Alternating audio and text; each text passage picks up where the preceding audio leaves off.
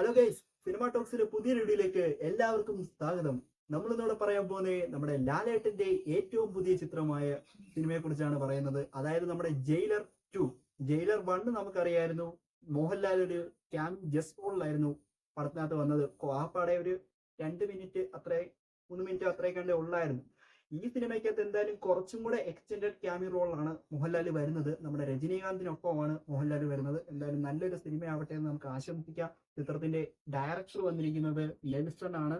ചിത്രം മ്യൂസിക് എടുത്തിരിക്കുന്നത് നമ്മുടെ അനിരുദ്ധ് തന്നെയാണ് മ്യൂസിക് കൊടുത്തിരിക്കുന്നത്. എന്തായാലും ഈ ചിത്രത്തിന്റെ ഷൂട്ടിംഗ് എന്തായാലും ഈ വർഷം 2025 തന്നെ ചിത്രത്തിന്റെ ഷൂട്ടിംഗ് തുടങ്ങുമെന്ന് എന്തായാലും കൺഫേംഡ് ആണ്.